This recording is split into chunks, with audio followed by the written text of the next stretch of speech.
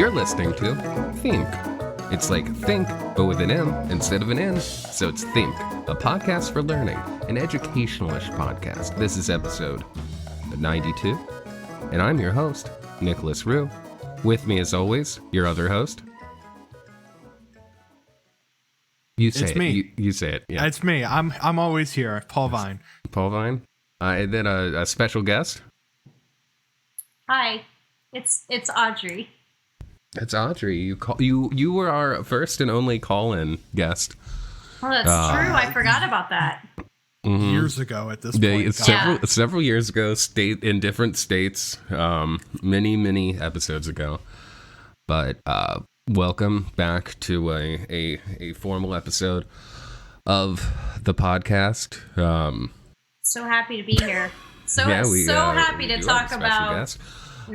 We have done a very bad job over our several years in this online college, this real person and now online .com university that we've signed up for, that we're taking classes in currently. Musicals, which is a class, musicals 102, I believe. And then our other class, TBD. Still haven't figured out what that means, but I'm hoping in a few weeks we will figure out what the T, B, and D stand for. I think it's tuberculosis doctor. And Nick and I are going to learn how to cure tuberculosis once and for all. We might accidentally be becoming plague doctors, which is exciting. I love the masks. I love the Mask, Son of Mask. I love those. The comic book where it's dark and edgy. Incredible. Yeah. Jim Carrey, great. Jim Carrey, is he? I don't know. Well, I think the reason we've struggled with our classes so much is the government keeps shutting down all of our colleges. Because Nick and I like to go to those for-profit colleges, which are really nice. And we've had our own legal problems we've had to deal with kind of on the side. Yeah. Hey, we got acquitted, though. Hey, we got acquitted. We got acquitted. Now we got acquitted. The judge said, knock it out. So we thought we'd bring in someone. Something. Damn. Harsh. Gutted. To learn. We thought we'd bring someone smarter and better at teaching than we are ourselves to help us try to understand just goddamn a single thing in this world. Wow. No. I don't know how much light I can shed on this situation. Eek. Well, you know what? We do need a light shed in the dark woods of the scary woods. Scary. Frightening. Of 2014's Disney adaptation of the 1980s musical Into the Woods. Is it that old? Oh yeah, 86 was 86? The original. Yeah. I'm seeing 86. And then 2014 is when the movie we all watched and liked. I thought it was fine. I did not like it. Okay, well, we'll get into that, I guess. It was fine. We'll talk. This is gonna go. That should be the title. This is gonna go into like my entire like thesis just on musicals in general. Mm-hmm. At some point. So. Yeah, Audrey's thesis is that Stephen Sondheim should have been shot into the earth at high speeds. No. Okay. All right. The music's great. He's an incredible writer. The music is incredible. Like, it's great. Like, they're great songs. They get stuck in my head. And I was making a joke earlier on Twitter about the Adam Driver scene. But also that song's great. Like, all of them, he writes, like, really incredible stuff. But my feeling about musicals is that they take, like, 3 melodies that are good. And they're like, we're going to reprise them 4 times. We're going to put them in the least playable keys. Because we hate the pit. We hate the orchestra pit. We want them to die. We don't give a shit about them. But it's backing up my theory that this sucked. Okay. So I like it. Are we just jumping in because I have here's my other feeling about Steven Sondheim. We don't talk about our personal lives. We got acquitted for storming, for just doing some stuff with some friends we made on the internet. We were on a field trip. It was legal. extremely legal field trip. Our lawyer has advised us, don't talk anything about this. Instead, just go straight into the woods. So here we are, and that's what we're doing. So. Our lawyer told us to go into the woods, and we thought he was talking about the musical, which is why we chose it. Mm-hmm. But he may have been advising us to go into the woods to hide. We're still very unclear right now if our college exists. There are several emails I've sent. There's I don't know who Professor Mahler-Damon is, but I assume they're on the tech side, and I'll hear back at some point. But I've just been hearing from them. I think eventually it'll be a little more obvious if our credits are transferable. We're really in a kind of in the woods here. Oh, ooh. Yeah, I thought it was weird that the office hours were just write your question on a piece of paper and put it into the knot of the old oak tree, and just hope for a response. But it seems to have worked out. Yeah. For me. Yeah. What kind of responses have you been getting? Well, usually what happens is I'll be walking alongside the road and somebody will yell at me, and it happens to be the answer. Like, hey, fuck off, which I was like, hey, Dr. Malamond, can I see you after class to talk about my greatness? And I assume that fuck off was the response to that. So that's normally how our everyone that works at the school that we go to, where we're the dumbest boys, respond to us anyway. So that completely checks out. Logical consistency across the 5 years we've been doing this. God, I thought we would have graduated by now. I did not. I thought we'd be exactly where we are, which is... This is like Community. Nobody graduates, nobody improves, nobody gets better. It's just the same. It's consistent. Seinfeld, baby. That's why we have that sick intro. I can't wait until we can just write off all of 2020 as being our gas leak year. I feel like 2020 was one of our more productive podcast years. Yeah, I guess it would be 2019, I think, the year that we kind of... We should just write them all off as gas leak, brother. It's not.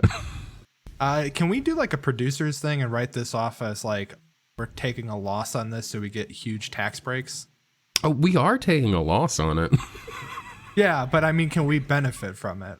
No. I've been crunching the numbers, man. We cannot benefit on it. We'll crunch them better. Maybe we should take tax law next semester to figure out how to turn this into a win for us. It might be fun if we do. I think it'd be very fun for us and everybody else if we do tax law. Audrey, would you like to come back if we do a tax law episode? Absolutely not. I would not. Okay, that's what I expected. So Into the Woods. Okay. All right. Okay. So I was reading up on Stephen Sondheim, and by reading up, I mean I was like glancing at his Wikipedia page as I wondered. That's more research than we normally do, so great job. As I wondered like why they would cast James Corden in anything, and also like why they would cast Johnny Depp in anything.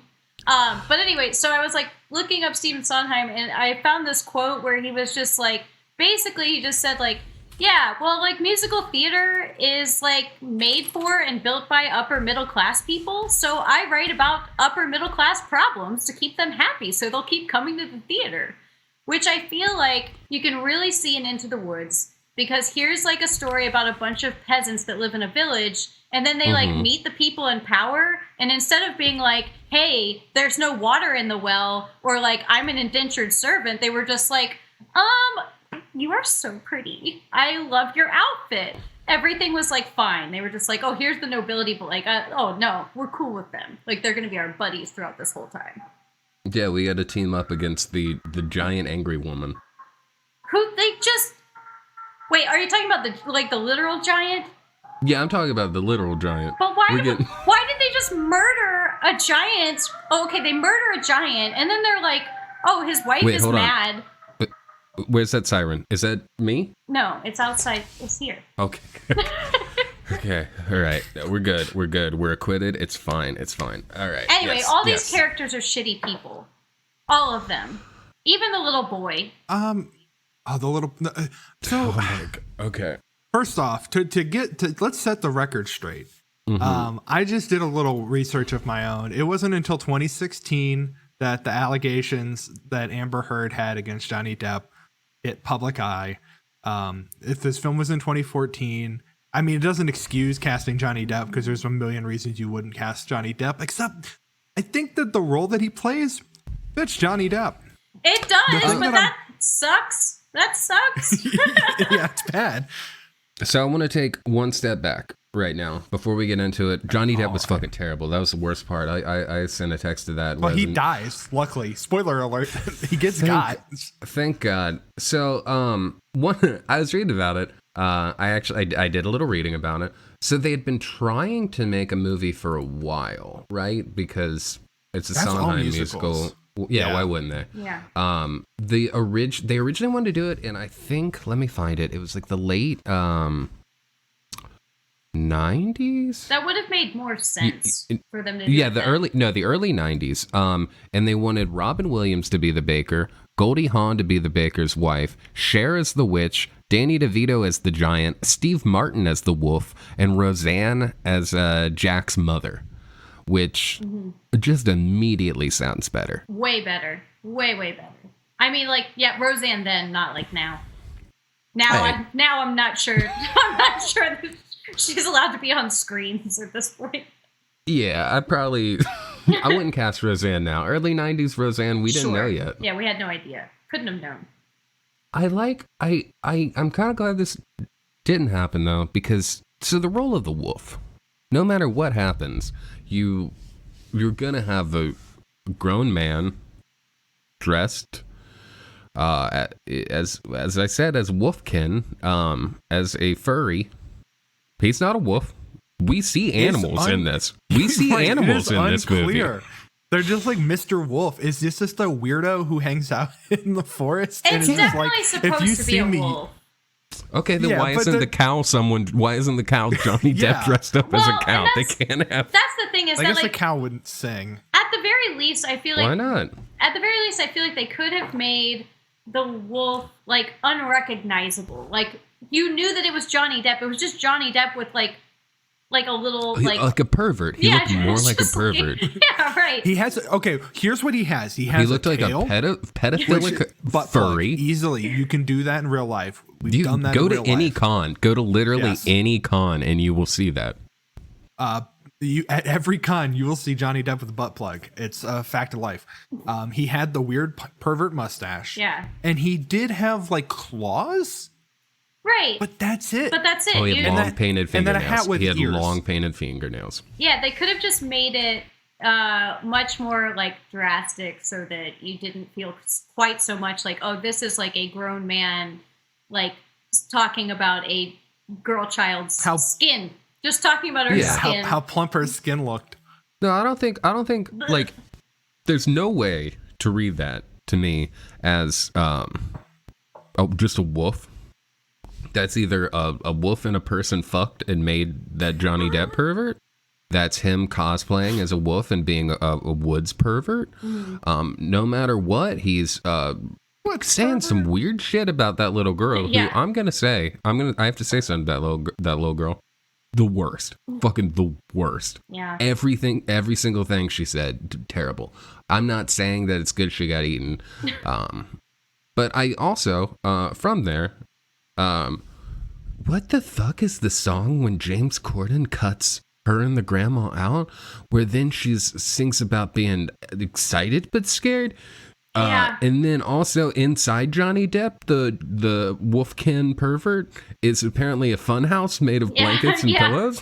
Well, that to me, that's a thing where you can clearly tell, like, oh yeah, this is how they would have done the musical. Like if you went and saw this on Broadway, like it'd just be a bunch of like purple sheets that they're like, ooh, it's an esophagus. Ooh. It just felt so. The only like of Yeah, the that is in the characters- stage notes. They have so in the stage version they have a narrator character which they combined with the baker for this. But yeah, the narrator in the stage version does stand off by the side and kind of just describe what's happening a lot and goes, "Oh, they're in the woods now." Or, "Oh, they're in the intestines. They got eaten by the wolf, who's definitely a wolf and not a person dressed like a furry who's a pedophile." Yeah, well, it's a visual descriptor, like, for people who are blind but go to the musical, so they know what's going on. It's like the Garrett Morris bit in 1970s SNL, where he's just yelling what everyone's saying. So, Nick, you bringing up the wolf eating Little Red Riding Hood, and I guess we'll have to get into like what happens in this film overall. But I do think the only character that's good is definitely the grandma, and it is solely because when James Corden tries to fucking leave after cutting them out, she's just like, "You're not even gonna help skin the wolf? Like, what kind of hunter are you?" Yeah, and that's a good bit. I'm a baker. Yeah. So I like that. He was the baker. And you don't see her otherwise. So He was the baker. He was also such a whiny little fuck. Ugh. Dude, he's James Corden. He sucks. He sucks so bad. He sucked so bad in this. And like I hated the first 9 minutes. The movie started, and Paul, you wanted Into the Woods. I had heard of Into the Woods. All I knew was Chris Pine's in it. And then it starts, and it's about immediately I see like Emily Blunt, and I'm like, that's cool. I don't really have any feelings about Emily Blunt other than I don't like John Krasinski as a person, and I've seen talk show footage of them together, and I feel bad for her because it seems like he's kind of a shit. Yeah, he sucks. That's true. He sucks. And yeah, there's one clip where they're on the Graham Norton show and he's just like talking over her and like not playing into her jokes at all, and I don't like him. Yeah. I feel like he's gonna be a Republican someday. Like I feel like he's one of those. He probably already is. He probably already is. Yeah. But like he's doing CIA propaganda for Amazon, right? Or is it FBI propaganda? I don't know. He had that CIA. CIA. good news show or whatever. Yeah. I didn't watch it, but I saw it, and I said, "Fuck off, John." He made like 5 YouTube videos until he sold the idea for like several millions of dollars and then decided to just get someone else to do all the stuff that he had done. Yeah, the recent season of the Tom Clancy Jack Reacher or whatever the character that he plays is all about like Venezuela is being ruled by an evil dictator, and Jack Reacher has to go down and destabilize the region. Right. Oh yeah, it fucking sucks. But so then she has an even worse husband, the worst person I could imagine having to see for 2 fucking hours is James Corden. I sat down to watch this yesterday with Sarah, and I was like, "Oh, fuck, Jack Ryan, whatever." Sorry, the chat is pointing out it's Jack Ryan, not Jack Reacher. Jack Reacher was Tom Cruise, I think. The thing that's frustrating is that like I sat down and was like, "Oh fuck, that's right, James Corden is in this," and then like a minute later, I was like, "Oh fuck, James Corden is the main character. Like, he is the person that this revolves around." I was like, "What's that British voice? Who's that British voice saying Once Upon a Time right now? That better not be James fucking Corden." And then I saw James Corden. It was James fucking Corden. And then if they couldn't top that, the most annoying little girl. She's like the fucking orphan. It's like they picked like a 50-year-old woman that was just like the worst, like every nightmare substitute teacher I've ever had, like every obnoxious person, but it's a little girl and she just sings in like a piercing way. Yeah. Did that affect you two the way it affected me? Every single line she just ended on that, like that the way it ended, it hurt me.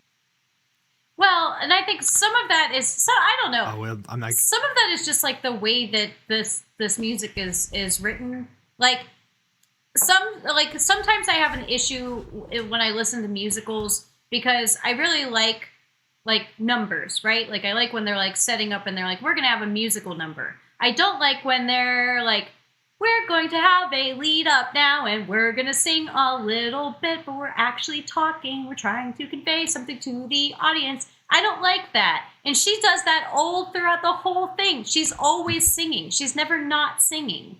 And it's so annoying. God. she's so annoying. I hate the way she sings. I know she's a little girl, and I shouldn't be mean, but I'm gonna. She's way, way, way, way better off financially than all of us. We can go ahead and make fun of her if we want to. I don't like her because she kept stealing all those baked goods. She should pay for That's that. how we're introduced to her. And then Emily Blunt's just like, oh, no, that's cool that she does that. No, it's fine. Well, because they want a kid, right? Like, that's the whole thing. Is like, she and James Corden really want a kid, and they can't have a kid. We don't know why. But he doesn't want a kid. Because of some magic beans. But he doesn't want a kid. He doesn't want a fucking kid. He doesn't even want a fucking kid. He's such a... And he won't tell her, so he just has to be a chump about it the whole time. Ugh. Do you think he's pulling out and not telling her? Definitely. 100%. All this shit with the witch, we could have avoided all of that. This guy just doesn't want kids. What the fuck? I do love that the plot of this movie He's not is pulling out. The witch is straight up like, you're shooting blanks, bud. She's like, I hated your dad so fucking much that like you can't. No, You can't. It's nothing. No. It's just air comes out. I know, but what I'm saying That's is what you that, did, James Corden. she was full of shit, and that actually this guy just sucks and he didn't want kids. That's what I'm saying is happening. He does suck, and not that it sucks to not want kids, but that you know what I mean. No, that's honestly the best part about him. Yeah, well, like if he would just tell his wife, it would be fine. But his wife's like, "Oh, I really want kids," and he's just like, "Well, you hold the baby. I'll take care of it later when it's older. But like, you should hold it now because you're a girl. So hold the baby." And then we're 10 minutes into the movie, and finally, fucking Meryl Streep shows up. Well, hold on. So the setting, the opening number here is setting the stage, which is that there's like 5 different fairy tale people who, for whatever reason, have to go into the woods. Yeah, they hang out. They're all buds. It reminded me of, I watched one of my favorite 80s movies recently, Monster Squad, where it reveals that, like, Dracula, Wolfman, The Mummy, Frankenstein, Swamp Thing, like, all hang out and just, like, chill and do stuff together.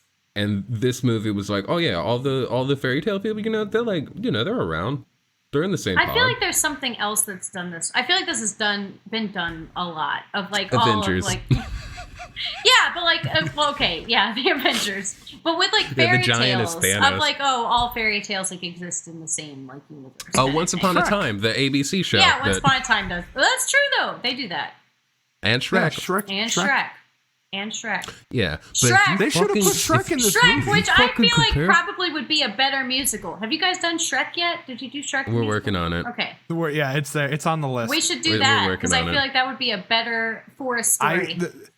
The thing that needs to happen for Shrek is that I need to get that good juice in my body so that I can come hang out and like consume like gummies with people and then watch Shrek in the same room. Mm-hmm. Yeah, that sounds great.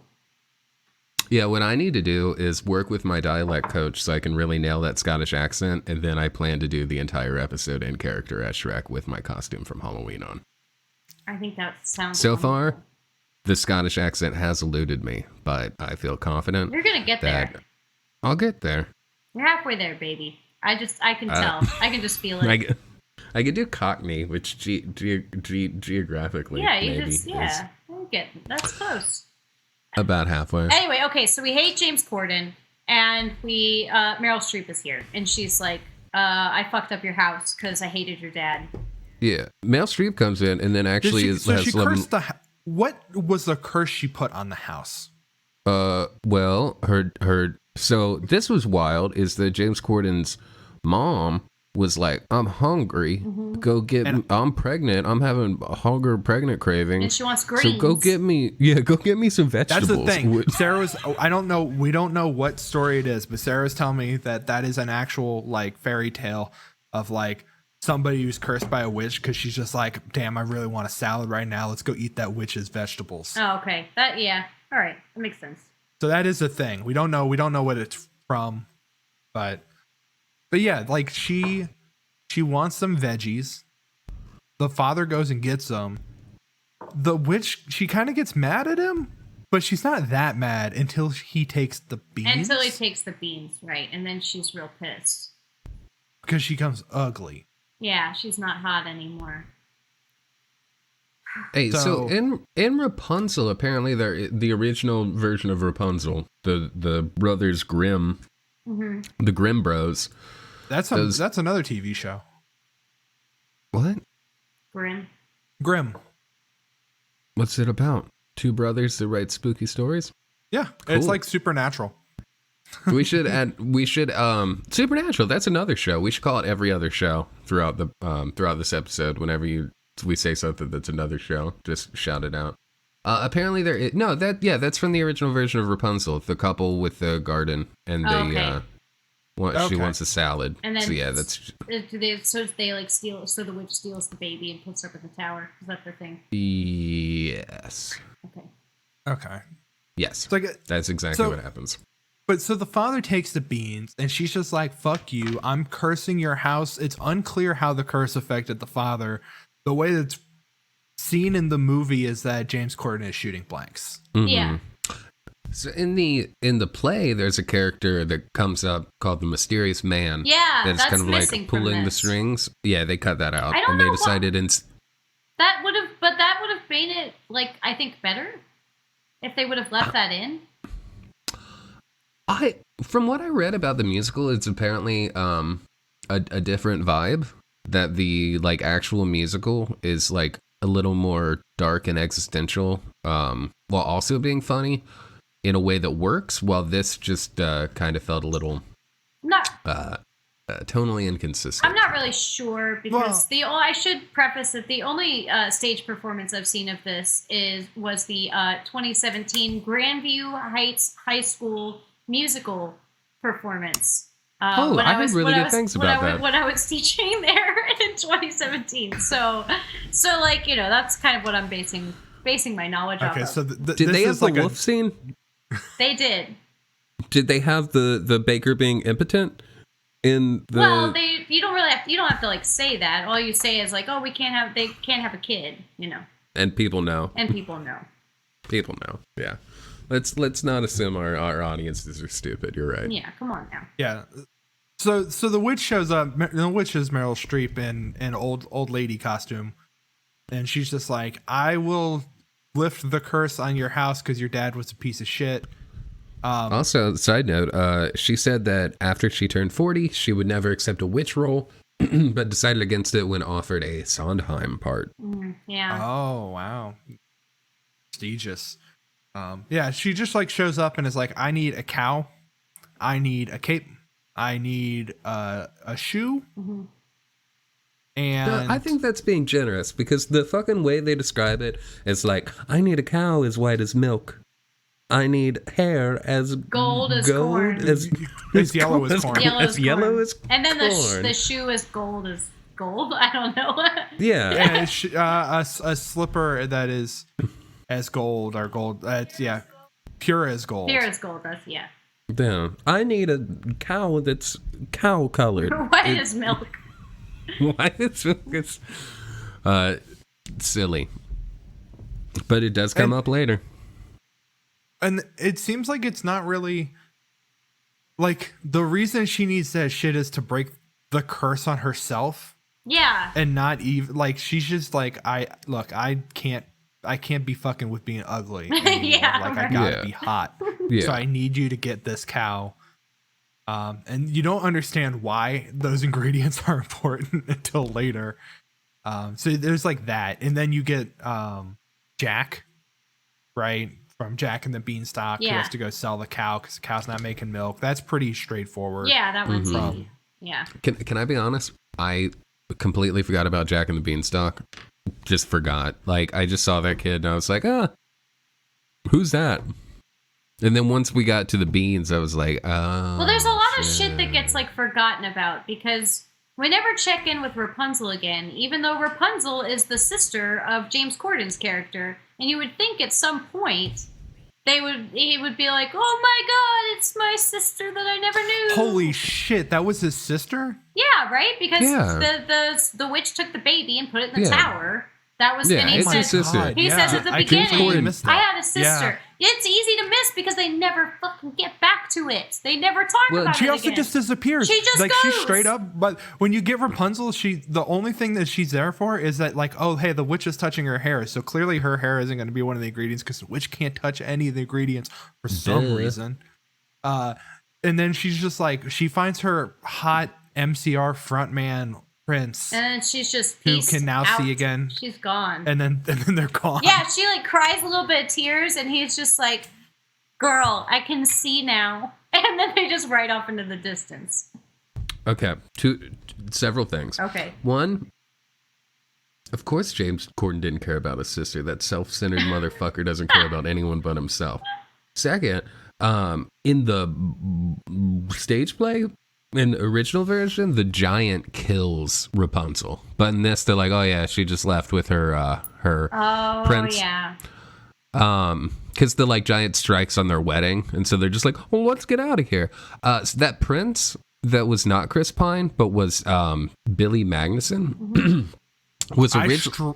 Straight up thought that was Chris Hemsworth in my memory. No, it's Billy Magnuson. It was originally going to be Jake Gyllenhaal, but he had to do, I think, Nightcrawler instead, which, like, better good choice. Good choice, dude. Billy Magnuson, who played the prince in this, is going to play the young version of Paulie Walnuts Gutierrez in The Sopranos? In the Sopranos prequel movie that's coming out later this year. Nice. So I'm deciding that I like that guy, regardless of all available evidence and the fact that he plays a fucking asshole in nearly everything except this movie. The fact that he's going to be Paulie, I've decided I'm going to find a way to like it. Because the princes in this, I liked their characterization because, at least I liked their initial characterization because they're just two, like, himbos that argue about which one has, like, a better sad story. Yeah, the Agony song is funny. Great song. Yeah, Agony's really funny. That song fucking rules. Yeah.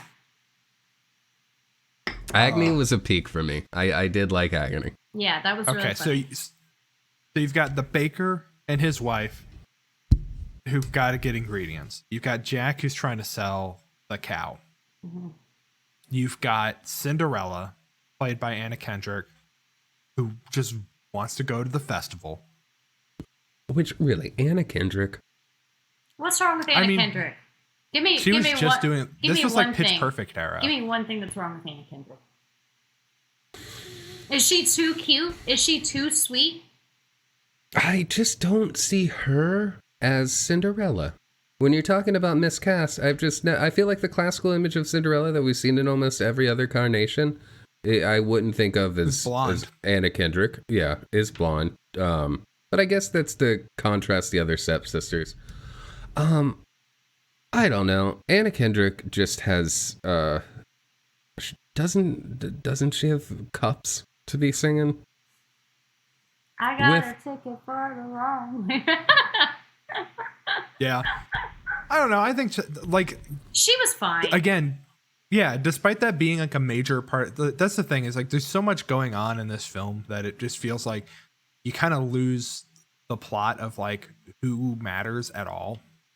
Yeah. Like she's important because she has the slipper and that's it. And I guess by the end, she's like one of the few surviving characters.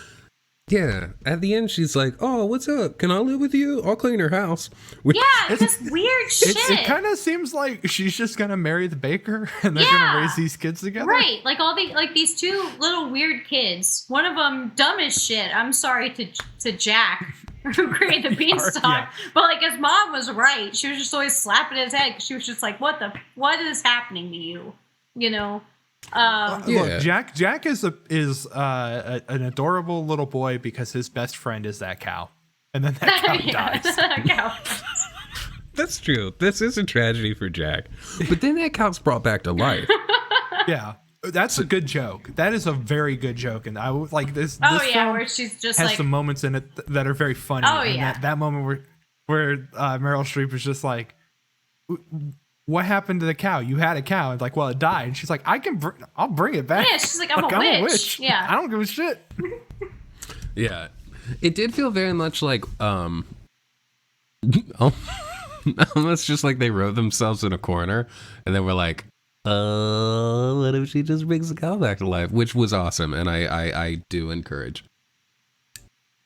I mean, I felt that way about the corn thing too, where Jack was just like, corn has hair. Yeah, right. They're like, oh yeah, corn does have hair. And then the witch is just like, oh yeah, shit, sorry, I forgot. Oh yeah, that you could totally use that completely easy out and not have to run around the woods for an hour and a half trying to find, a girl who's lamenting from a window in a tower. Also, the first time they show Rapunzel's prince, where he just like falls down, that's funny. They didn't do. That seems so out of place in comparison with the rest of the movie. Yeah, it happens to him multiple times because after he visits her that one time, he just like grabs her hair and is like, I'll just jump from the tower. And halfway down, he's like, oh, this was a bad idea, and slams into the side of the tower. I do feel that like in the stage production that it like more of a thing is made out of like, oh, these princes are very goofy and like kind of dopey. Like, I feel like that's more of a thing. Like, they didn't play that up as much, especially with the Chris What's-His-Face, the main prince. I feel like they didn't talk much about how he was stupid until they were like, he's, for some reason, like, seducing the baker's wife in the woods. Oh, he horny. Like, yeah. But, like, and then she's just like, is this wrong or is it okay? Like, which is a weird thing for somebody who's married to just be like, I don't know. Is it wrong to cheat or is it fine? No, I thought that was good. I thought that was good because his whole story has been, I wish I could have a child with my husband, James Corden. Right. Then they have a child, and that baby is still there. Like, she's just like, I'm gonna leave this baby with this strange girl who carries a knife. Yeah, right. This kid. I thought that was good. This kid, she's like this little girl who walked into the belly of a wolf earlier in this play. I'm gonna leave my newborn baby with her. Yeah. That was great. I thought it was good because the entire movie I was like, how the fuck is Emily Blunt and James Corden a couple? Yeah, like, how does this work? True. And as soon as she meets Chris Pine, she's like, maybe I didn't need a baby to make me happy. Maybe I just needed to never see James Corden again. And then she dies, and everything works out for Emily Blunt's character, the baker's wife. No, it makes sense because, like, literally multiple times in this film, she comes upon Anna Kendrick and is just like, "Tell me more about this hot prince." Yeah, what's up with this other guy that's not James Corden? Yeah, because I've met a witch, a cow, a little boy, and James Corden, and those are the only people I've met my entire life. And I would rather hang out with the most annoying little girl who steals every piece of bread than to hear James Corden say one fucking word more to me. Yeah. No, which I relate to. Yeah, no, he's insufferable, And I guess he succeeds in being like a shitty guy, which is what he's supposed to be in the. I think what it is that. Is he an awful person in real life? I feel like I've heard that. He's got to be. Yeah, he is. No, everything I've heard is that he's terrible. Because it does not make sense that he went from, I don't know about his whole British background, like before Doctor Who, right? Because I feel like what happened is I saw him in an episode of Doctor Who and went like, oh, that guy's okay, I guess. And then they brought him back and I'm like, well, that's weird. We didn't really need to see this guy again. And then suddenly he's hosting a talk show in America. That was what is it? That was a psyop. What's the British? MI6. MI6. Yeah, that's an MI6 psyop. There's something with James Corden that people aren't talking about, but he came from nowhere to suddenly be likable in Doctor Who, and then he's taken over America. And I think the thing is that he sucks, like, hardcore, but the innate, like, American part of all of us just, like, know that all British people suck, so we just kind of excuse everything that's bad about him as that he's British. Yeah. But really, he's bad for a Brit. He's a bad person. I think Americans just hear the British accent and they're the part of your brain that says, like, stranger danger and like this person is a threat to be around just shuts down. And so you're just like, yeah, this guy's cool. He's fine. I like him. He's funny.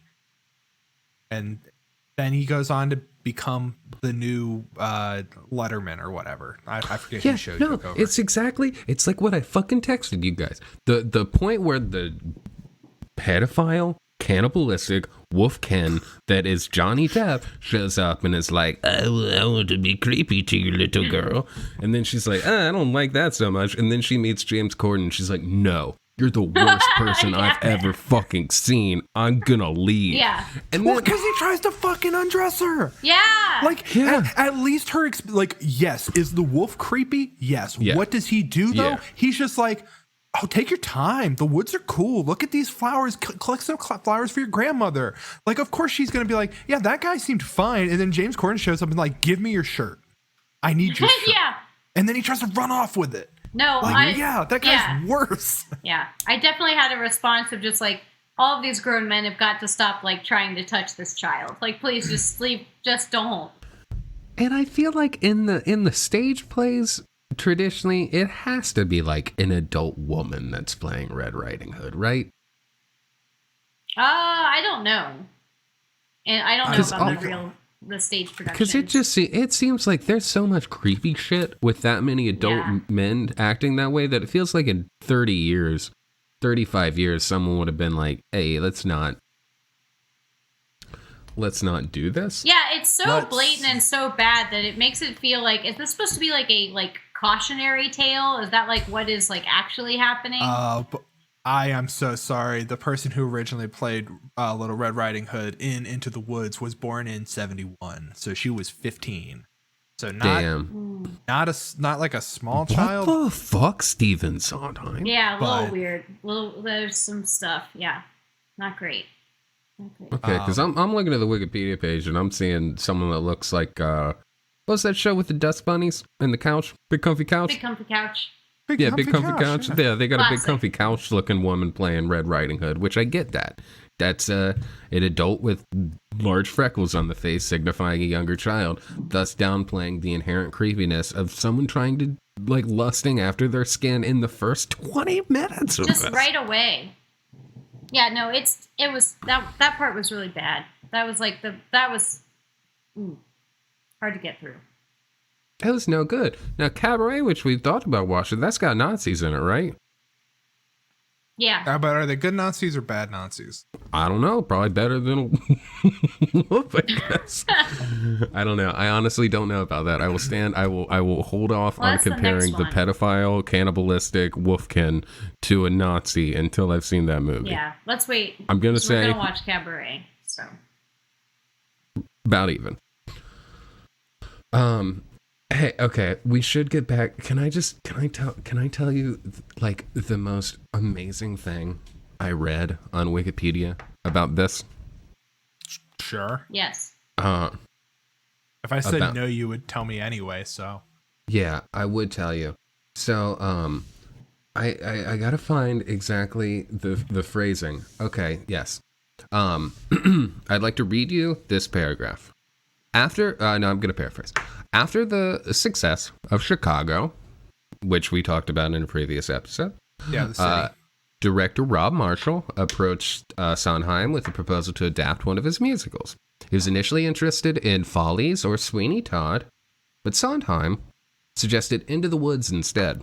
Marshall concurred, but development of the project was postponed when he decided to direct Memoirs of a Geisha and a movie called Nine. However, in 2011, Marshall's interest in the project was rekindled when he heard a speech by President Barack Obama on the 10th anniversary of the September 11th attacks to the families of the 9/11 victims, which seemed to evoke the same message as the musical's most important song, No One Is Alone. Marshall firmly believed that Into the Woods was, quote, a fairy tale for the post-9/11 generation. Sorry. What a hot take! What a hot take!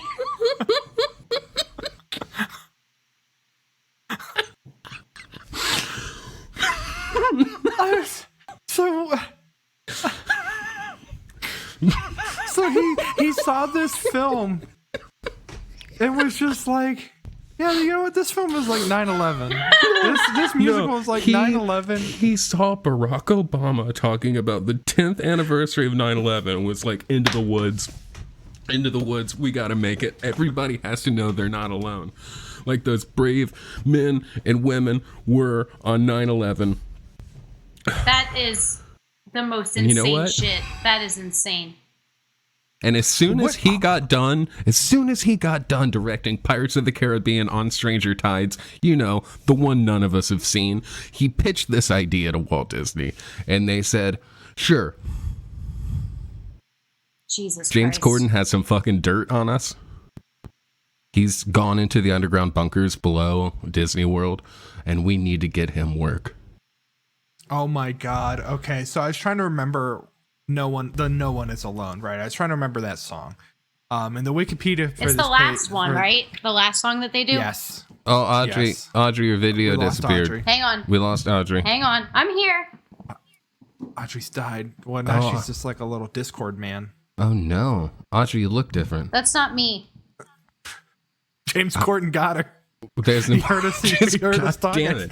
This always happens. I knew this like- was a he's bad like- idea. That's he's why I like, wanted to cut- do Cabaret. He's like, cut the video feed. I We're can going see our in. viewers. James Corden is watching, Paul. Well, Audrey figures that out. Let me hit you with this, which is that the song "No One Is Alone" was performed by Mandy Patinkin in an episode of Touched by an Angel, Hey, Audrey's back. where he plays Satan. Oh, And really? He is tempting Monica. I don't know who Monica is, to climb From to the Friends. top of a to climb to the top of a cliff and jump off. So that What's that in? Touched by an Angel, Mandy Patinkin okay. as Satan Yeah, is man, singing I'll- "No One Is I'll- Alone." I love Mandy Patinkin. That sounds good to me. So That wasn't even, to me, that song wasn't even like one of the good ones. Oh. That didn't even feel like one of the hits. what? The- No One Is Alone? Yeah, that was the last one that they sang together, right? After like everybody else had died, they were in the woods together. Yeah. Yeah, it's them like coming together to be like, I guess we're just gonna be this weird family Right. now. I don't remember that song. The only other song I remember is apparently called "Your Fault." When they're all arguing with each other in the I woods did not over who like did that the beans. song. I didn't. I Like hated that. it. That was I bad. hated it. I hated it so much. It reminded me of Ben Shapiro talking. The way they were like, but I'm gonna look it up. I'm gonna try and do this, but it isn't my fault. I was given those beans. You persuaded me to trade away my cow for those beans. Without those beans, there'd have been no stock to get up to the giants in the first place. Wait a got minute, it. magic beans for a cow so old that you had to tell, to lie, to sell, and which you told. Like it was just so fucking percussive in the worst way. No, I that, thought that one was really It's bad. it's trying to do the music, the first song in Music Man. Yeah, but that Like, rocked because they were a train rather than people having an argument about beans in the fucking woods. I don't know. I was thinking about I think it's the opening number with the "I Wish." I thought that one was stuff. better That- though. Yeah, well that one reminds me of Nixon in China. There's like a song from Nixon in China that I got real obsessed with for like a week. What the fuck is and I Nixon wanted- in China? It's an opera. It's like a recent opera. What's it but about? it's like when I shook hands with Cho and Lai, when I shook hands with Cho Yeah, and Lai. I feel like that's like History. Yeah. It fucking rules. I really wanted to push for Upstairs to cover that when we get to play a live show again. And I think would John be is wild, on board. I'm Jeff sure. would murder us. well, you know what? Fuck Jeff. Let's see him try. But it had the way the like God, if you guys got murdered on stage while singing some opera, that'd be good. And that would be That's cool. for the history books. That would be That's true. sick. It's a way to go. That'd be fucking sick, dude. we could set that song up to be the new song that gets played before somebody gets executed, because like right now it's Nessun Dorma. You know, anytime if you hear Nessun Dorma in a movie, somebody is about to be shot during the final note. Like that is just like That song's also recurring super bit. ruined because that was like Trump's walkout music, wasn't it? Yeah, Yeah. I think so. Blech. I don't think Trump could spell Puccini. No, he couldn't. It's very easy, but he couldn't. Yeah, I don't know. So the thing that I do like, I guess the reason that I don't necessarily hate this musical is I do love that the first half is like, oh, it's all your favorite fairy tale characters and it's kind of goofy and they're arguing all the time. And Oh, then like you get Infinity kind War. of, yeah, and then you get like a happy ending kind of, and then immediately it's just like, actually no, these people all fucking suck and they murdered a dude. Like, they murdered that giant. Yeah. Jack stole that giant's fucking harp for reasons that don't matter. Like, No, because Little Red Riding Hood was like, bet you won't kill that giant. she just says, like, I bet you wouldn't go steal that harp. And he's like, I know, fuck you, I will. And then He's like, I'm a little boy, so I am obviously a fucking psychopath. Yeah, but this is what I mean by like Stephen Sondheim just like writes shit that makes like whiny upper middle class people happy. So like all these people are really shitty and they're all really selfish and they all do these terrible things. But then at the end they're like, you know what? We forgive ourselves and we're just gonna go live in a house happily ever after. And Anna Kendrick, she just really wants to clean. That's what she wants to do. She wants to clean. And we're gonna, God damn it, we're gonna let her. We're gonna let that sweet girl clean this like weird, terrible guy's house. Right? You know, like just like like, it's just weird that at the end, he's like, James Corden is like, I can raise 2 children, a cow, a cow. And that's then mostly Anna Kendrick's dead. like, what? A cow that's mostly dead. Like Yeah, a fucking zombie We don't cow, know. like a literal an I actual guess zombie it could cow. live forever now. Yeah. Yeah, we do not know. Also, the witch dies. Hold on. Sorry, I forgot about the witch dying. So randomly. Like, she didn't warn anybody. She was I just missed like, this. it's This is when I stopped paying attention to the movie. last midnight. Bitch, what does that mean? Tell us what it gets sucked means. into And then the she ground. just dies. we already had the last midnight. That was the whole thing, is that, like, she keeps bringing it up, it's like, all right, there's 3 more midnights until the blue moon. And it's like, the blue moon was yesterday. Yeah. That was the last midnight. You Right. don't get another midnight. Right. And then Now, she hold just... on. And then she's just like, starts I'm chucking dead. beans. Yeah. And she's like, I'm peacing out. Bye. So here's what I remember. I do They like had- that. Yeah. They had the Ben Shapiro song, right? And then I stopped paying for attention, and then I realized to stop paying attention, so I rewound. And then I noticed that they get married, the giant comes, that dude just like hits Jack's mom in the face with a staff because Ben she's kills trying to like 1v1 the giant. Yeah. And then she's dead, and then later James Corden has to be like, oh man, you want to see your mom? Bad news. Some dude hit her in the face with a baseball bat to get her to shut up, and she's dead now. Yeah. At an incredible time, they're like, yeah, we're gonna go kill this giant. He's like, man, I can't wait to go see my mom again. He's like, oh, bad news. Yeah. Anyway, let's take care of this giant. And also tells him like it's fine, because Jack immediately goes like, no, I'm gonna go fucking kill that dude. And he's just like, he didn't mean it. Like, yeah, she's dead, but he didn't mean it. He didn't mean it. You know, when you just like, you're like holding a big like baseball bat, and then someone's just like talking, and you're like, shut up, and you bonk them, and then they're dead forever. It happens when a giant shows up when you don't expect it, dude. We live in weird times. There's just a lot of shit that happens that should be super climactic, but is not at all. Like, also when Emily Blunt's character dies, and then he's just like, I'm so sad that my wife died, and then he's just like, ooh. And I'm mad that my wife died. And then he just goes into the woods, and then eventually he's just like, and then his dad's like, be a better dad than me. His dad just like magically appears. Yeah, he was And just it's like, you can do he's like, this. I'm gonna run from my problems, and his dad's just like, don't do that. And he's like, okay, I will. Yeah, right.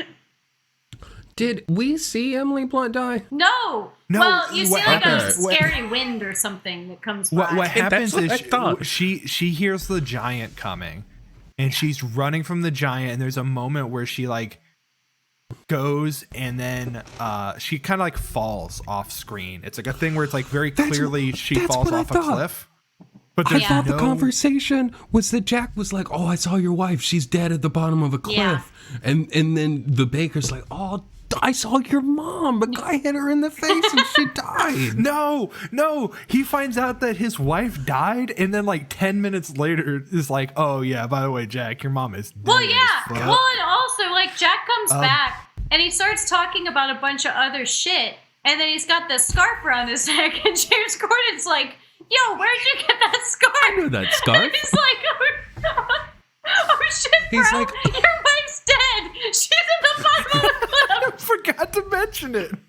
He's like, oh yeah, dude, after I 1v1'd the giant, I looted your wife's body and got this sick scarf. It's got an upgraded armor class, so like I'm doing great now. I'll 1v1 anyone. Man, they should remake this and just have Jack be real into Fortnite. Yeah. That's what I was thinking about when the mom's just like, you're a weird little kid and your only friend's a cow at the beginning. I was like, he's like a little online dork. Yeah, Like, definitely. I want to see this with just Jack as what a piece of a bad kid.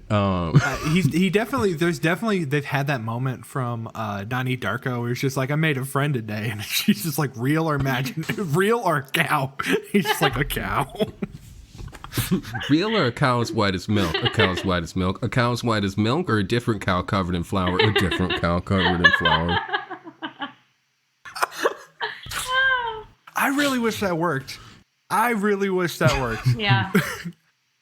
Because that would have been great. I wish that the spell fucked up. Like, I think that the spell should not have just not worked. It should have been like, no, you use the wrong ingredients. That bad stuff happens. Magic doesn't. You don't just like. You don't get to cheat like that. Yeah. Like, the way magic works is that if you don't do it right, bad things happen. It's not like, oh, my car won't start or whatever. You know, there should have been consequences. Right. But you don't get that. The beans look bad. Well, hold on. The witch does get sucked into a hole in the ground while singing. I was not paying that much attention at this point. Okay. Someone please clarify what the fuck happened. What happens is that they have the song about where Ben Shapiro debate each other. And the witch basically is like, you know what? Fuck it. It is my fault. You want to blame somebody, blame me. It's the last midnight. I'm getting rid of all my beans. And you're like, I don't understand why. And she just throws away all of her beans and then expects to be cursed to be ugly again, but instead the ground just swallows her up. She gets got by the ground. And okay, so it didn't make any more sense than what I thought. It Okay, didn't. Cool. Right. She just alludes to it because she does the last midnight thing, which was a sick song. That was a good one. I liked that one. Yeah. I mean, it was good. It definitely is like a good Meryl Streep. All the songs were pretty good. Piece. It just has this thing of just like this. There's so much reprisal of these songs all the time. Oh my god! It's just like I was telling. They cut a lot of reprisals, apparently. Oh, for I looked sure. up the songs that they cut, and definitely. it's like 50% reprisals. Dude, that's every single musical book that you look at. If you look at the score, it's just like reprise 1, reprise 2, reprise 6, reprise. Like, it just happens over and over again. But like, I feel like every melody really was just that. The Rapunzel thing. Everything was just based off of that melodic line. The thing is like, I said Which to also, Sarah, I just fucking love that Prince just watching her and being like, Damn girl. Yes. that's good. Whoop. I was saying to Sarah that like, yeah, if you are a person who like is interested in what a motif is, this is a great film to show that, because like literally what happens is like you get the opening number and everybody has their own little like melody or like little motif that accompanies them, and then it shows up for the rest of the film. Every time you see Cinderella, you got the they gotta go to the festival. Well, and in the books, it's always like, oh, Cinderella's theme, or it's like that, you know, and that's like I feel like that's typical musical stuff, but just something that I personally am just always like, oh, come on, like, you know. But that's just, no, I like that. I like that when it's done in media such as Star Wars. Also happen. You know what my favorite one is though? Is Twin Peaks. The music that comes on whenever Audrey Horne comes in. Oh, you know what my favorite is? What? Ba, ba, ba, ba, ba, ba, ba, ba, Fuck off.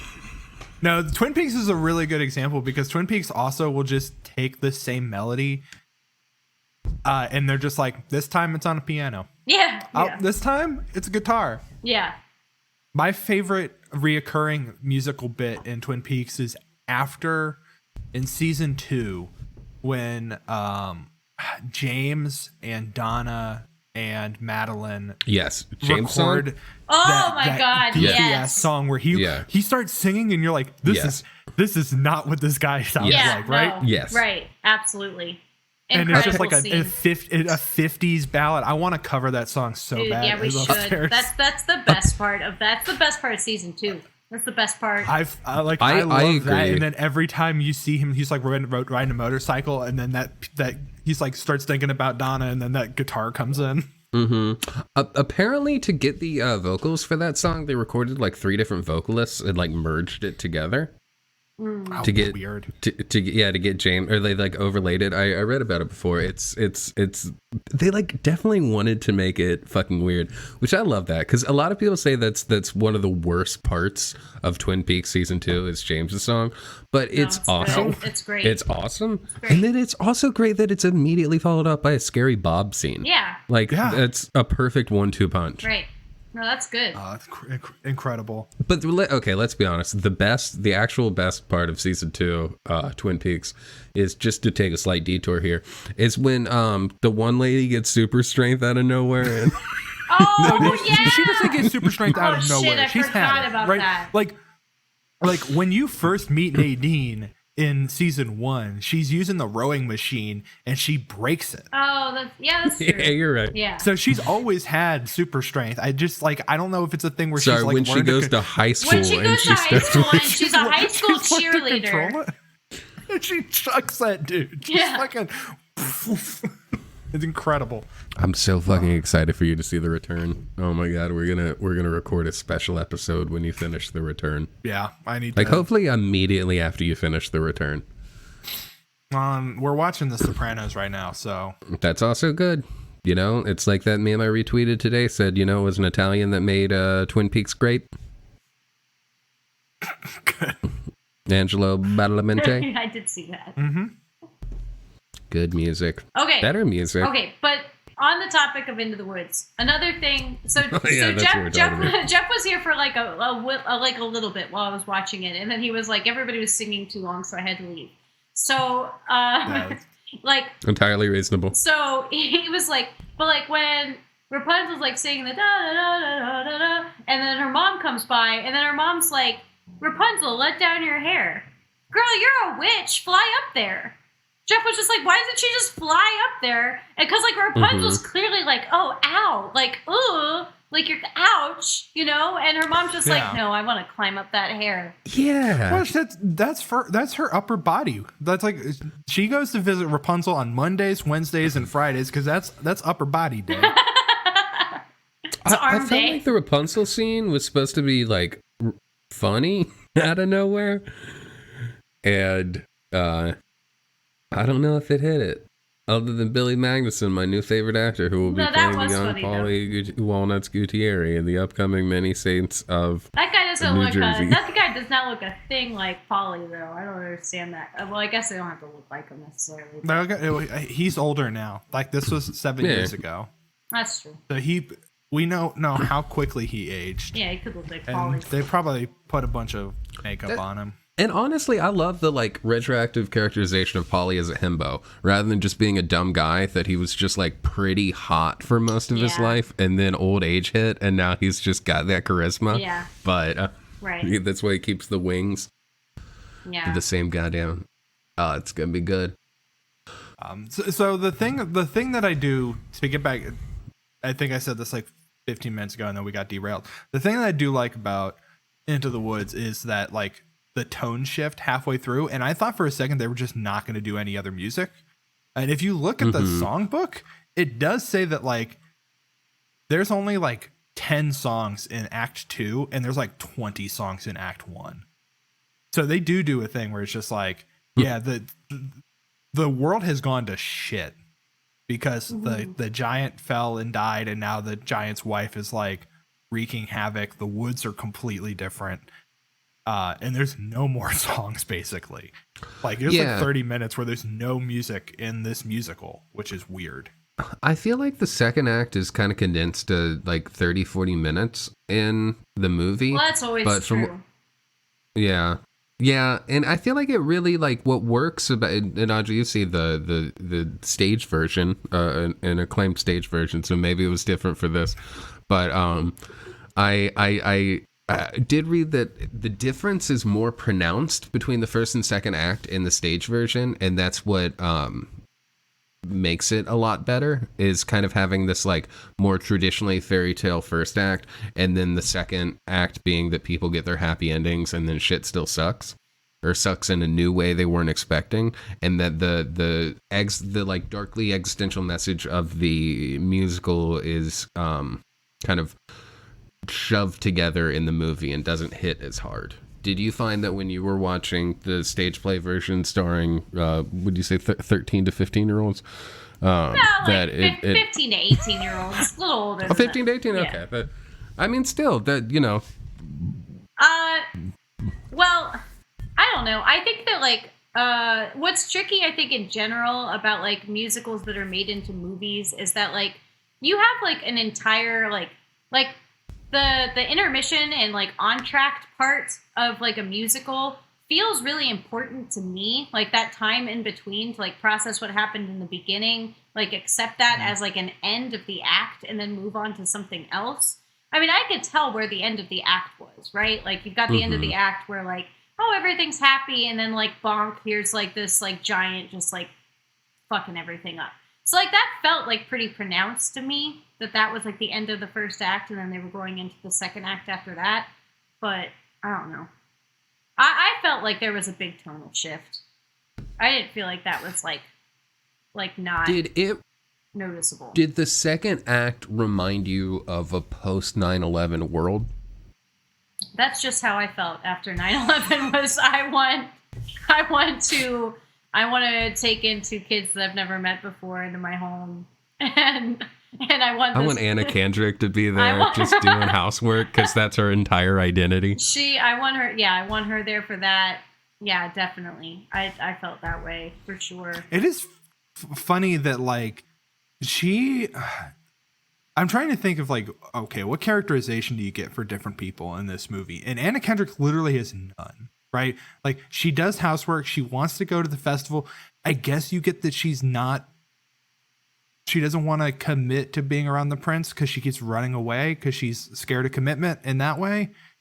But, like, that's it. Yeah, we also don't really understand, like, fully, like, where, like, her backstory is pretty hazy. Like, what, like, why is she living with these, like, step sister, or, like, or they're not stepsisters. I feel like it is supposed to be. I mean, it is the Cinderella thing. So I feel like, yeah, but it's Cinderella. But then instead of a good witch, right, there's a bad witch, and I mean, I love a bad witch. That's great. She does great. She's Meryl Streep. She, when she gets hot at the end, she's exceptionally hot, as you expect Meryl Streep to be. It's incredible. She can't use magic. There's a weird bit where she tries to stop the prince from, like, running away with Rapunzel, and she can't do magic, and that's just, there's nothing there. That's it. Yeah, but nothing happens. But then she's able to do magic after that because she's throwing the beans around and everything's fine again. She's just throwing those beans. There's no magic there. She just throws the beans. The beans are magic. So I don't know if the thing there is that, like, the tonal shift there is like, yeah, you got the curse lifted. You're hot again, but you don't get to be magic anymore. Yeah, I guess that was what it was, but I don't know. It was weird though that she didn't know that would be a result. They're her beans. She's the magic one. Right? Yeah, it was her thing. She should have known. Maybe. Well, no, it's because it's a curse that was on her from her mom, right? Because her mom was like, "Don't lose these beans," and then she lost the beans. Yeah, she had a mean mom. So I don't know. It's unclear. Yeah, I don't guess. know. Okay, so whatever. She has these beans. The baker's dad takes them, and he's rooting through. She says raving, which I don't like. Rooting through her something. Rutabagas. Ravioli. Rigatoni.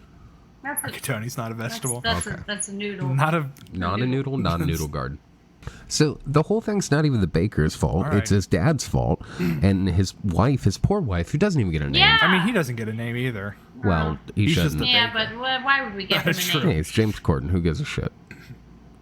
She just wants a baby. Poor her. She got that mommy fever, and that is it. Yeah. Well, and then and then of course, she goes into the woods and she's like, Which, if I was married to James Corden, I would too. What am I doing? I guess.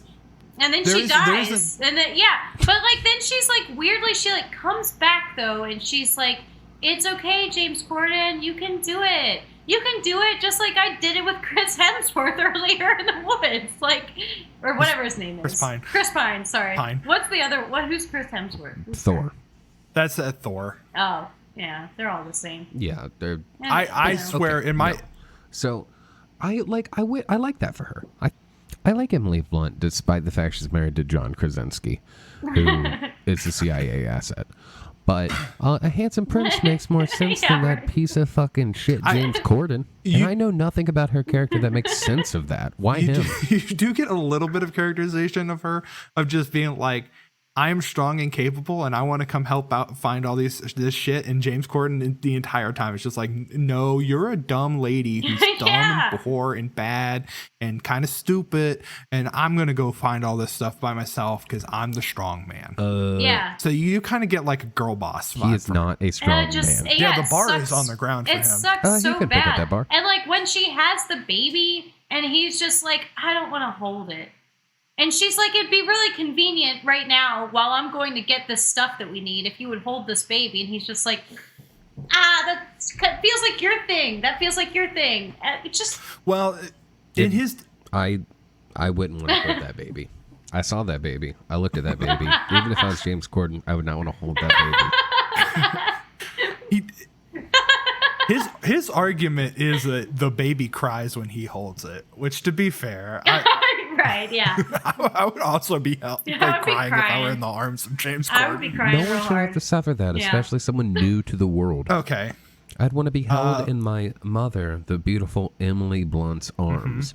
She cheats, though. Good.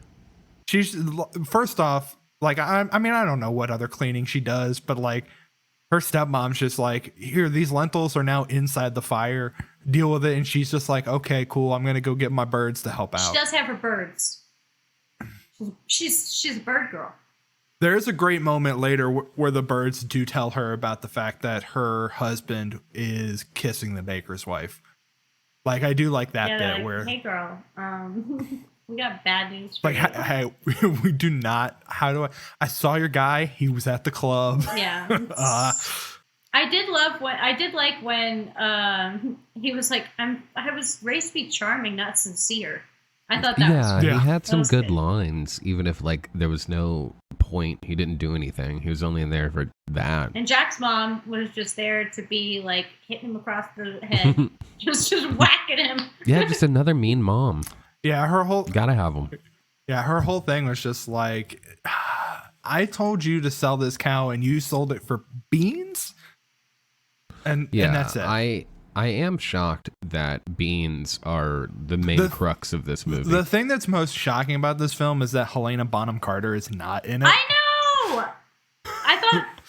I expected her to come up at some point. She also would have made a good witch. I think she's contractually obligated to Harry Potter to not. Or the Giant's wife. Honestly... Yeah, that would be good. I thought that when I was like, oh, that's right. Because I for whatever reason, I was like, oh, is she the witch? And then it was like, oh, no, that's right. It's Meryl Streep. And then I was like... I feel like she shows up later. Maybe she's the giant's wife, and it's not. Like, you don't even see who that is. No, you don't. It's just like some lady. Yeah.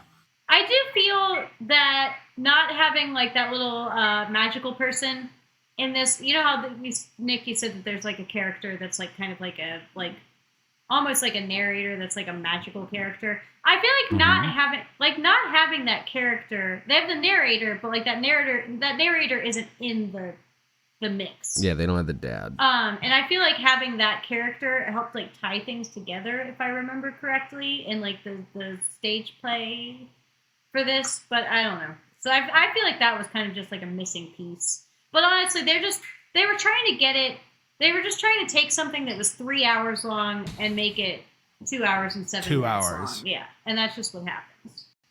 The person who played the giant's wife is the person who played the very tall French lady from Beauxbaton in Goblet of Fire. Oh, I think she's in the new Doolittle too. Oh. Is that the Robert Downey Jr. one? Oh yeah, they got Robert Downey Jr. In a top hat, and a big frilly red velvet. He looks like Willy Wonka. God. Yeah, they give him a big Willy Wonka look. I'm sure. Wow. And I think even though it got terrible reviews, that it's probably better than this movie. I don't think maybe that that's just me. it wasn't unwatchable for me. I thought that there were things that were good about There were it. moments that were good that were immediately undercut by shit that sucked. Hard. What you need, Nick, is you need to go into But the maybe woods I'll just, and like, then, don't relate. you need to try to run away from your problems, and then your dad shows up, and it's just like, be a better dad, and then you'll understand 9/11. Okay. The- So I have to speak with my father to reveal the true meaning of 9/11. Well, knowing you would try to kill your dad, hoping that his face would explode and it would reveal that it's actually you, Oh yeah, that happens. but like a dark side version of you. Oh, like in Star Wars, like in the hit space fantasy saga, episode 5, Star Wars, Empire Strikes Back. It seems like a lot of things are Star Wars, Nick. Yeah, everything's Star Wars. Life is Star Wars. 9/11 is Star And Wars. I'm never gonna get over somebody saying like Into the Woods is the musical for a post 9/11 world. That's so funny. I will never get over that shit. Oh God. Chef's kiss. I guess I understand the post 9/11 thing, because like the outcome of this is that like, all right, we did some stuff, right? Like if you want to try to map this on Jack killing the giant, I would say is probably like the 1953 Iranian coup. That's kind of like what really sets the stage for U.S. Policy in the Middle East for the next 50 years. Damn, And Paul. then the giant's wife really is like an Al Qaeda, like, we created this problem. So in that sense, I kind of understand that, like, that we took out Al Qaeda. We know something worse is coming. It's ISIS, right? Because now there's a power vacuum. So Speaking of power vacuums, I actually looked it up, and the woman, Frances de la Tour, who plays the giant's wife, is in fact the dragon in Robert Downey Jr.'s Dolittle, who, according to this 2-star review, Dolittle clears the dragon's butt and then lets out a big old fart that knocks over the squirrel voiced by Craig Robinson. Nick, are those reviews? Sorry, do those reviews clarify if they like that movie would have been a 0 out of 10, but the dragon fart moved it up 1, or it would have been a 2 out of 10, but the dragon fart moved it down 1? Like, do we know if the dragon fart was a positive or negative impact on the overall rating? They do not, Okay. but according to what I'm looking up, I think Dolittle is actually not the worst movie to feature a dragon. That would be Aragon. I forgot about Aragon. I didn't. I wish I could, but it's my least favorite title of anything ever. It's just dragon with a D. It's the word of what the guy is, but it's like naming a cat Dat or Wat. He definitely went to type dragon and just mistyped it, because E is right above D. The funniest thing about that, I think Sarah's the one who told me this. The funniest thing about Aragon is that Christopher Paolini like talked about how he was like 14 or whatever when he wrote that. But that book came out when he was like 30. Like maybe he did the original part when he was very young, but he clearly went back and rewrote a significant amount of it before they published it. But they still played it up as like, this was written by a 14-year-old. The title sure Anyway. was. Yeah, that's what I said. I give you credit. Yeah, Sarah wants to put Paolini in that same canon that Audrey wants to put Sondheim in. Fire him into the ground. I honestly, no, I don't feel that way. I really don't. I just think Sondheim is great. Like, everybody knows that. He composes beautiful music. It's wonderful. It's super complicated to play. Sorry, did you just say beautiful music? Because I watched Into the Woods. No, okay, but like, he's written a lot of shit, and a lot of it's really good. Like, a lot of the Sweeney Todd stuff is great. That that song "Being Alive" that Adam Driver sings, and Marriage Story is great. Okay, you know what? He did a funny thing happen on the way to the forum. I fucking love a funny thing happened on the way to the forum, so I will respect. So we gotta give Sondheim respect. No, there's good stuff. It's just that like I feel that his whole thing was like, oh, this is like musical theater is bougie shit, and I have no interest in it being anything other than bougie shit. So it's oftentimes just like, I don't know. It just feels like very. It feels very gatekeepy. Like, it feels like he was like, oh, I'm fine with this being just, like, insular, like, upper middle-class white people shit. Yeah. And I'm cool with that, and I want it to stay that way, and that's the kind of stuff that I... And he did it, like, 25 years after he wrote A Funny Thing Happened on the Way to the Forum. And, like, you don't peak that on, you know? That late on. That's, like... You know, we're talking about, like, Bob Dylan's Christmas album right now. You know, it's just something he's doing... So he can have some cake for after dinner. Is he still alive? Has he died yet? No, he's still alive, I think. Yeah. Let's see how old he is right now. I love this photo of him. The one he's got on Wikipedia, it looks like... Yeah, from 76. That's a good photo of him. Looks like... Yeah, he's currently 90. Dan Harmon. Wow. Maybe he fed a cow corn and... a shoe? Oh, they're doing another adaptation of West Side Story. They are. And Linklater is directing one of his musicals, a version of that. Oh, that sounds like something that shouldn't happen. I don't know. Strange. Anyway, the giant's wife is Al-Qaeda. We've established this. Did you know that the lead guy in West Side Story is Horn from Twin Peaks? Yeah, Benjamin Horn. That's the main. And all of them. In every adaptation of West Side Story? No, in like the famous movie version of West Side Story. Really? I don't. What year is it from? I feel like that was in like 61? that was like early 60s. Yeah. That was directed by Robert Wise, Tony too. In that is Ben Horn. Wait, oh, yeah, Richard Beymer. What musicals have you guys done so far? Do you expect us to know what episodes we have recorded? That is a great question. Let me pull up... Nick, that is not just it. His best friend in that is Dr. Jacoby. Oh, yeah, that's right. That's right. Well. Yeah, Russ Hamblin, yeah. What the fuck? David Lynch probably likes musicals. David Lynch just was like, let me get everybody from the 1961 West Side Story to be like the adults in this weird town. You guys didn't do West Side Story though? Did you guys do an episode on West Side Story? No. Oh, you should. The musicals we've hit so we've far. Done Les Mis, Music Man, Little Shop of Horrors, Hamilton, Chicago, and now Into the Woods. Okay. So we're talking about doing maybe Cabaret. We're talking about doing Spider-Man Turn Off the Dark, Please. We're talking about doing Shrek the Musical. Shrek. We might do this new version of West Side Story.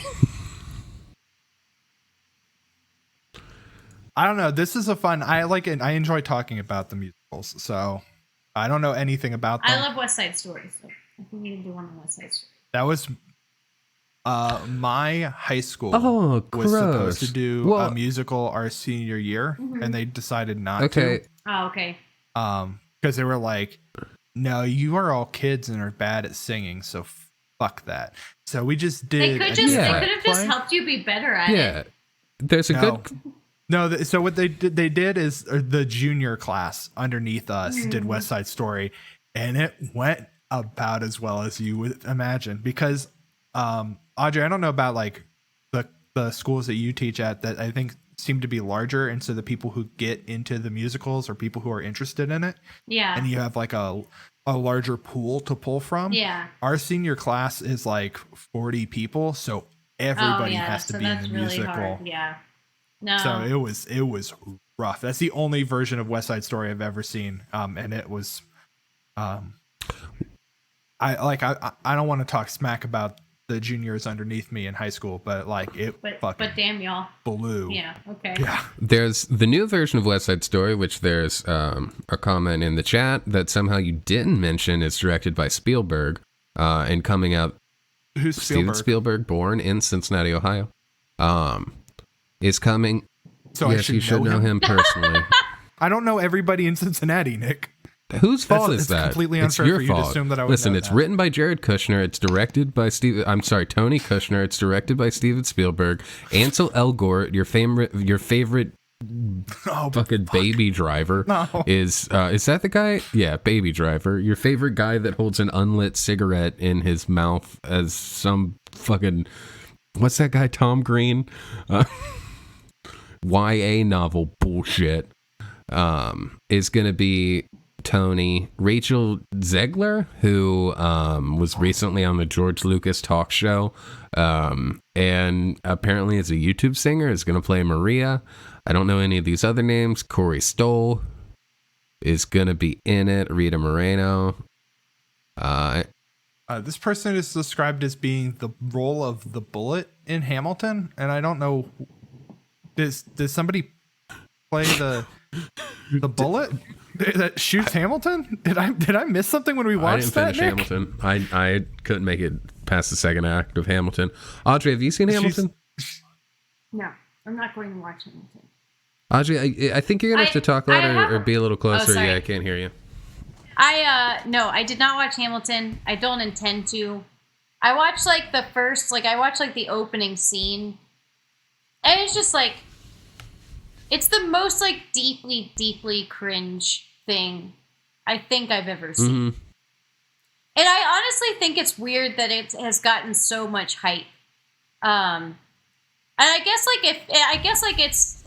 it's really popular with like the NPR core kind of like group, you know, they're like, oh yeah, this is cool. Like they're rapping, but it's like old timey, and that's great, you know, but it's, I don't know. Yeah, it's definitely for people who like don't know anything about rap, and so they think of like what rap was doing 20 years ago. Which we discussed on our episode, Think Throws Away Its Shot. It really forces you to realize how like not based and cringe, and how in fact cringe most people are. Yeah. I mean, my students always want to play the music from it, and I'm like, that's and fine. you're like, students, you are cringe. Please stop being cringe. Yeah, but they're like 13 though, so you gotta just let them do that. You gotta get, you gotta let the 13-year-olds get the cringe out of their system. Right, better that they do it then. You know. Has anyone asked you to play Chug Jug with me yet? Teach them how to play Chug Jug with me? No. You know what though? I was about to ask. You know what though? Jeff and I were walking to get coffee this morning, and we were both like, Yeah. and I was like, ooh, I should write this out for my students this week. You 100% should. They would be so happy. Yeah, your students would love that.